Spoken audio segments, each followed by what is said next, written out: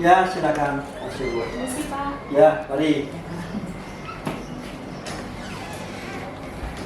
Selamat siang Ya, Pak Bambang. selamat siang, mari. Terima kasih Pak untuk kesempatannya. Ya, baik, ya. Hingga siang hari ini saya meminta waktu Bapak untuk belajar bersama Pak Bambang sebagai kepala sekolah terkait dengan materi kami, yaitu tentang pengambilan keputusan berbasis nilai-nilai kebajikan sebagai pemimpin. Bapak, tidak apa-apa ya Pak, saya langsung Ya, saja. ya. Silakan. Ada beberapa pertanyaan Pak yang akan saya sampaikan sama Bapak terkait pengalaman Bapak sebagai kepala sekolah. Yang pertama, bagaimana Bapak sebagai kepala sekolah dapat mengidentifikasi kasus-kasus yang merupakan dilema etika atau bujukan moral? Jadi Bapak bagaimana? Ya, baik, terima kasih. Ya, saya akan pertama menganalisis dulu masalahnya itu bagaimana dan menentukan kasus-kasus tersebut apakah termasuk dilema etika atau moral. Itu kita lihat dulu, dilihat dulu. Biasanya kalau bujukan moral saya langsung dapat memutuskan karena jelas benar Dan persoalannya sudah jelas ya Pak. jelas. Sedangkan terkait dengan etika kan kita mau lihat dulu, mengajak dulu komponen sekolah, staf atau guru atau kelas, kita berdiskusi keputusan apa yang pas untuk menangani atau mengatasi masalah tersebut. Oh, berarti kalau bujukan moral langsung gitu Ya, ya. Tapi kalau dilema etika itu kita khusus ya untuk betul diskusi. juga ya. Tidak langsung bahasa itu bisa diputuskan. Saya lanjut pada pertanyaan Ya, berikutnya. Bagaimana Bapak sebagai kepala sekolah menjalankan pengambilan keputusan di sekolah ini, terutama untuk kasus-kasus semisal Pak, ada dua kasus yang sama-sama baik, sama-sama benar, atau sama-sama mengandung nilai kebajikan. Bagaimana Pak Angga? Oke, ya yang pertama saya mengutamakan nilai-nilai yang mengandung nilai kebajikan agar tidak banyak pihak yang merasa dirugikan. Nilai kebajikan itu yang diutamakan. Dalam hal ini menyangkut murid karena memang fokus sekolah adalah pusatnya pada siswa. Ya. Ya, Pak. Hal ini tentu disebabkan kita mementingkan, mengutamakan kepentingan siswa karena itu yang diutamakan. Ya.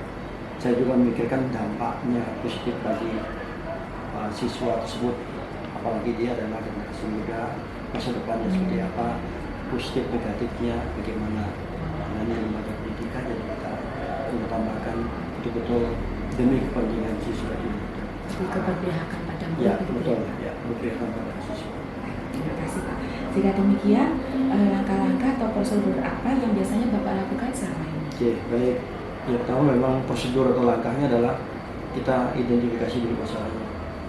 Kita lihat dulu masalah faktualnya seperti apa. Ya. Faktanya gitu ya. Kemudian faktanya, kita menentukan fakta-fakta itu bagaimana. Ya tentu kalau ada saksi dan sebagainya kita komunikasikan, konfirmasi. Kemudian baru mengkonfirmasi masalahnya, memvalidasi datanya itu, baru kita menentukan siapa yang terlibat. Pada akhirnya baru kita mengambil sebuah keputusan, sehingga keputusan itu sungguh-sungguh valid dan memang membuat semua pihak bisa menerima dengan nyaman dengan baik. Berarti harus valid gitu tadi Ya, Pak ya. valid datanya. Baik.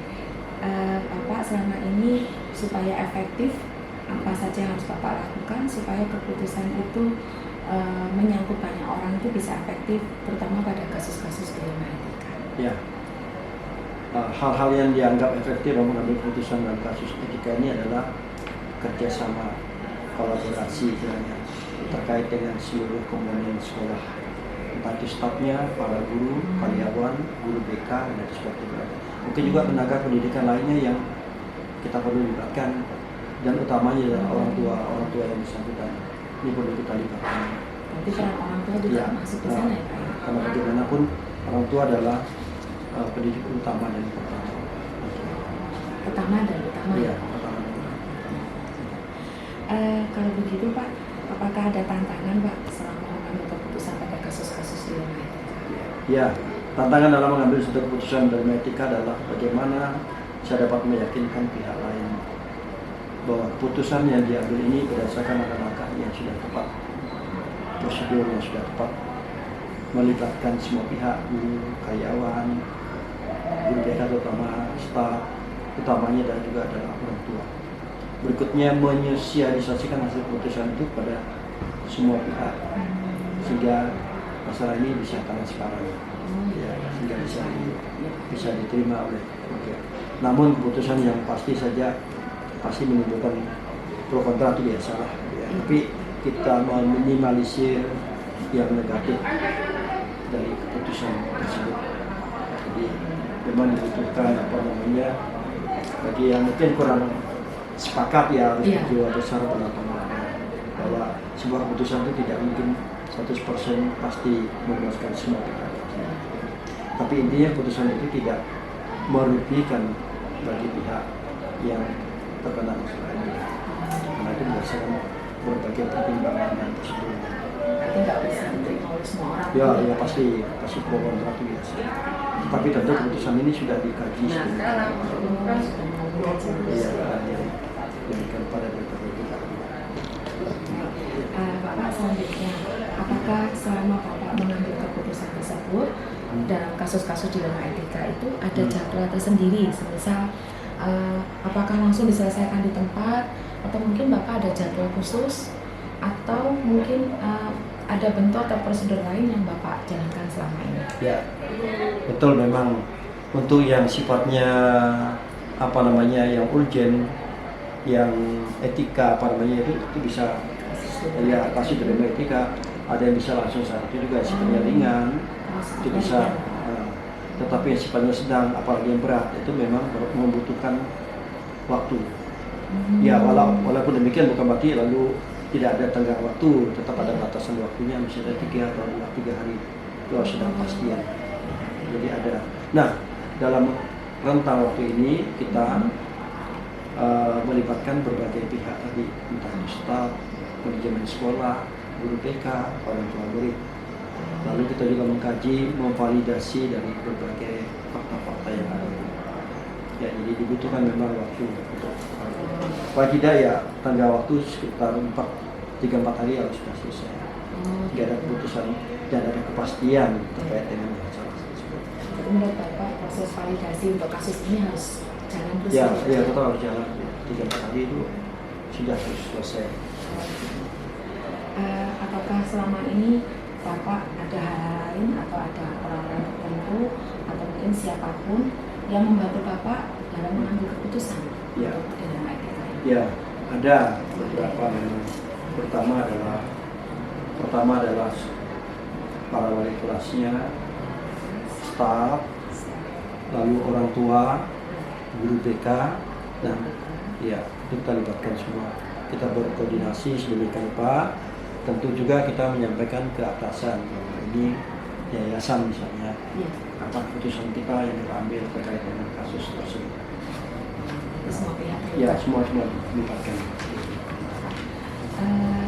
Dari semua yang sudah Bapak sampaikan, kira-kira saya boleh belajar banyak sama Bapak. Kira-kira apa ya Pak ya? Pembelajaran apa yang Bapak bisa ambil dari kasus di ranah etika seperti ini? Ya, memang banyak ya yang bisa kita ambil di situ. Yang pertama adalah saya dalam mengambil keputusan harus menempatkan diri kita sebagai posisi dari berbagai posisi dari berbagai pihak. Ya, memiliki simpati, tidak hanya simpati tapi berempati itu yang penting. Ya, sehingga kita melihat secara jernih setiap masalah-masalah tersebut. Ya, butuh juga kesabaran dan sebagainya ya, merasa tanggung jawab di balik ini. Jadi ya kalau kita hanya mengikuti emosional sesaat, bisa jadi keputusan itu memang kurang bijak, kurang tepat, bisa jadi banyak orang atau merugikan satu sisi. Berikutnya saya juga berkoordinasi atau berkolaborasi dengan berbagai pihak tadi, staf, dalam hal ini wali kelas, guru, dan orang tua. Tambah juga tentu ya kolaborasi dan pengertian, kita berdialog, bermusyawarah, itu hal apa yang terbaik untuk kaitan dengan juga aturan yang berlaku. Ketika ada dikomunikasikan, semua pihak bisa memahami, lalu ada keputusan. Berarti karena kolaborasinya sudah jelas dan bisa terlaksana dengan baik tadi ya Pak? Ya, betul. Sehingga pengambilan keputusannya sesuai dengan banyak orang gitu Pak? Ya. jika demikian Pak, kan ada kasus dilema etika yang ringan, mungkin saat itu juga langsung diselesaikan. Ya. Kalau kasusnya berat, mungkin tadi Bapak sampaikan perlu ada jadwal tertentu atau butuh tenggat hari. Kira-kira apakah ada yang mempermudah atau membantu Bapak saat mengambil keputusan ini? Ya, baik. Tentu juga karena ada juga guru yang ikut dalam calon guru penggerak itu juga berperan aktif ya, di sekolah tersebut, sehingga bisa memberikan wawasan atau pengetahuan sehubungan dengan pengambilan atau prosedur dan pengambilan keputusan dalam menghadapi dilema etika ini. Oh begitu. Ya, kalau begitu Pak, apakah dari semua yang sudah Bapak sampaikan, kira-kira apa yang bisa Bapak sampaikan terkait dengan pembelajaran terhadap belajar dewasa menurut Bapak bagaimana? Ya, baik. Ya, saya mencoba ambil ajaran dari Ki Hajar Dewantara adalah dalam pengambilan keputusan dilakukan dengan mempertimbangkan paradigma dan proses berpikir ya dalam ada bukunya dalam dilema etika.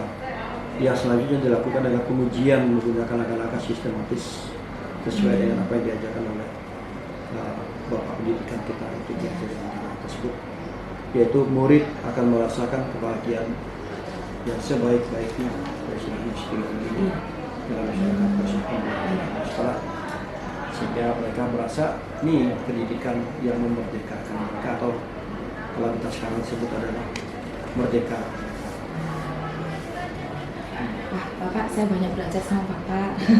Terima kasih banyak. Ya. Ini nanti akan saya laporkan dan saya akan berusaha untuk membuat analisis dan refleksinya berdasarkan pembicaraan hari ini. Ya. Terima kasih untuk waktunya Pak. Ya, baik. Semoga Ya, kita semua bisa bergerak Pak ya, tergerak dalam menggerakkan. Ya. Makasih ya Pak untuk Ya, waktunya. mari. Selamat siang Pak. Ya, siap. Mari.